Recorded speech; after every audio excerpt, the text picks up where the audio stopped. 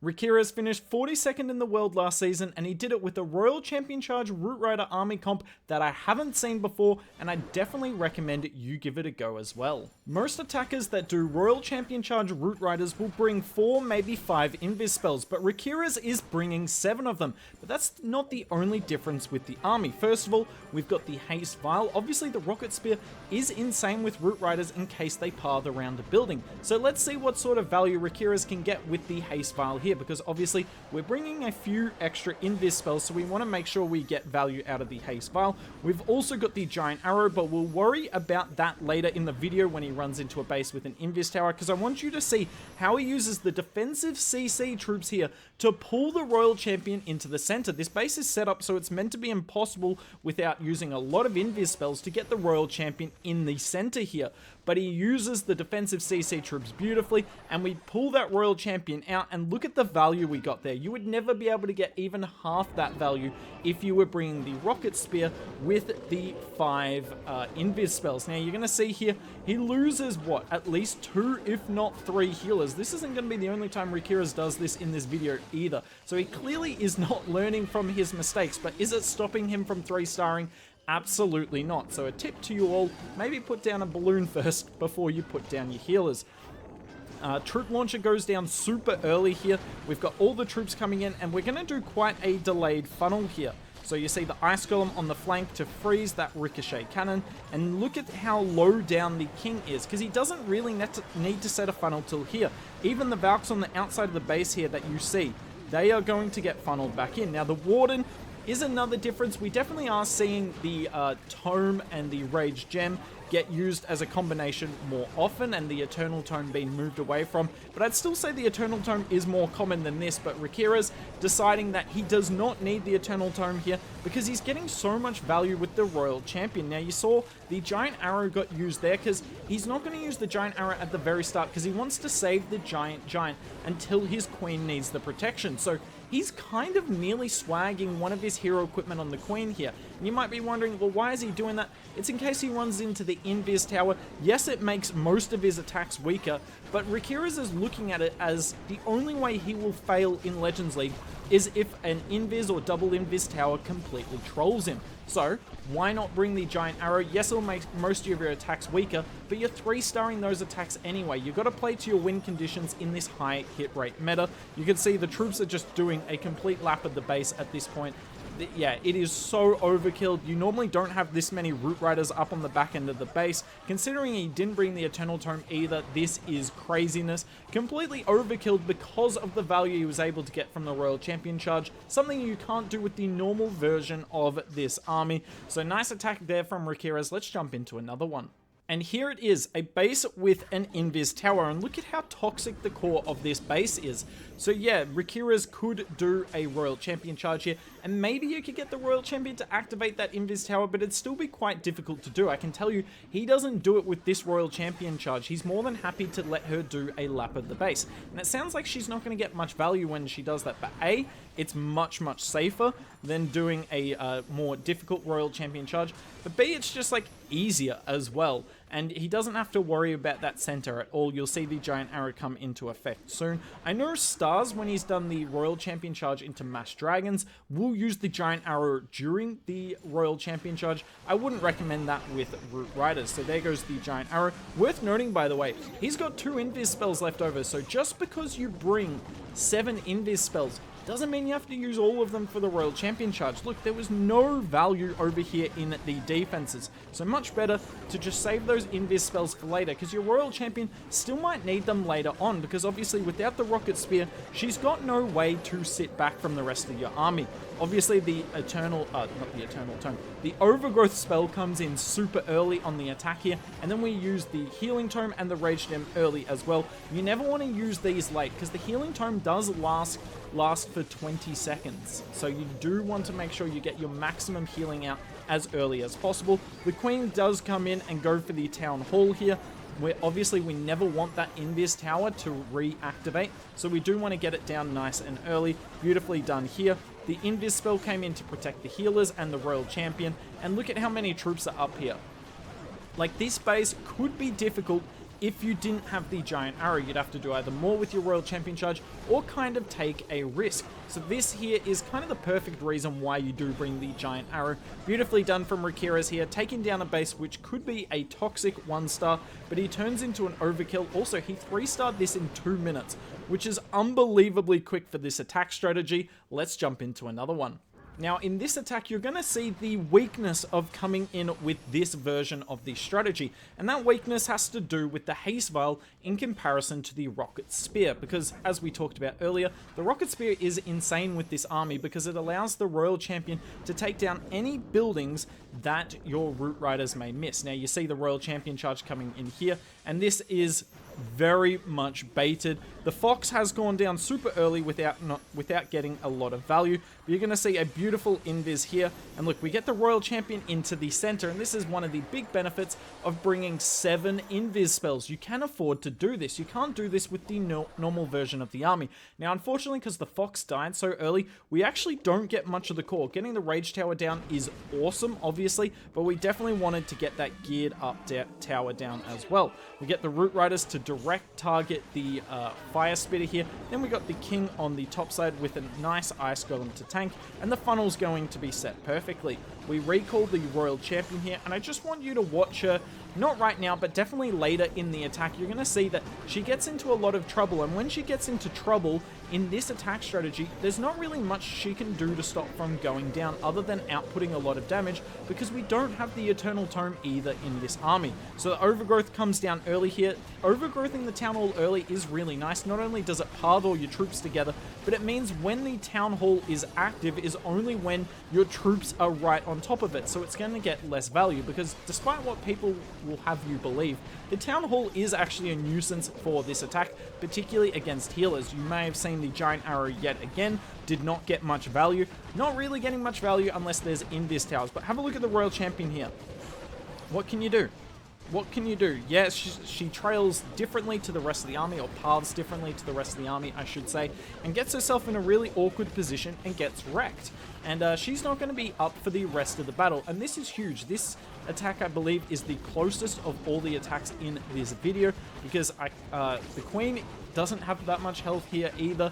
She's going to step in and get rid of the Multi-Inferno. We do have the Yetis from the CC. Queen thankfully steps away. That was kind of lucky in the grand scheme of things. The Giant is really nice here. You can see why he does delay the Giant, even though it means the Giant Arrow gets less. The Giant on the back end of the base is quite ridiculous. We pop the King ability. One of the few attacks he actually kind of needed the King ability. He's going to swag at most of the attacks in this video, but wanted to show you this one. You're still going to get 3 stars, but it's definitely worth being wary of the weaknesses, I should say, with the Royal Champion. But for every attack you see a Royal Champion weakness, you'll see 2 to 3 attacks where the Royal Champion is going to do something insane. And that is obviously, yet again, as I keep hammering on about, the benefit of bringing so many invis spells. Now, do I think this army comp is stronger than the classic Root Rider army comp where you've got 5 invis spells and the Rocket Spear? Probably no, honestly, but obviously it works for RIQIREZ, and if it works for RIQIREZ, it should work for a lot of us. You know, him obviously being one of the best players in the world, he does know what he's talking about in terms of armies. Now, I love the angle he came in with on this Royal Champion charge, because he came from the side where the defense, this being the Hook Tower, is right next to the Town Hall, because he knew that meant the Royal Champion could potentially target the Town Hall, and that's exactly what happens here. And with our last invis spell, we get the Town Hall down. We cleared out so much of the base, a Rage Tower, Hook Tower, Town Hall. There is no coming back for the base from here. I'm actually going to 2 times through the rest of it, because it seems redundant to show yet again Root Riders running over the back end of the base, because the real hero in this attack is the Royal Champion charge. You'll see, by the way, the troop launcher is bringing some balloons in it. So the CC, I believe RIQIREZ brings, is 2 Yetis, 2 balloons, a rocket balloon, and a barb. And I do really like this. Yes, you do have the Sneezy on the Warden, just in case there are air traps, but as you saw right there, the Seeking Air Mines are not pulled by the boogers. So you do want the air traps to be pulled by the loons in the troop launcher.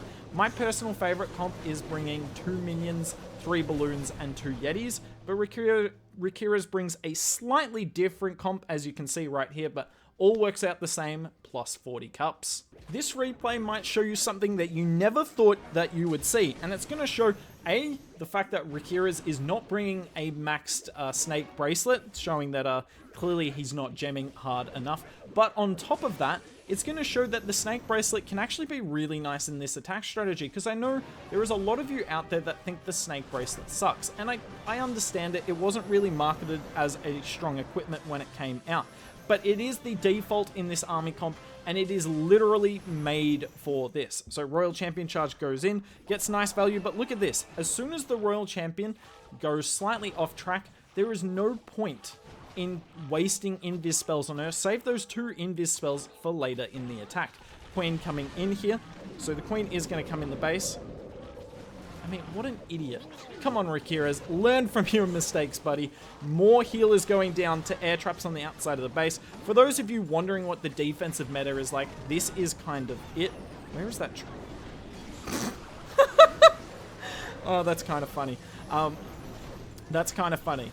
Anyways, as I was saying, for those wondering what the defense is like in Legends League, you gotta try and get people with most ludicrous traps like that, because otherwise you've got no chance to defend if you have a well-balanced defense, which is kind of a bad game mechanic when you think about it, but that's not really up for me to interpret right now. Poison spell going on the furnace. You always got to put the poison spell on the furnace, even if there's headhunters, rocket balloons, you name it.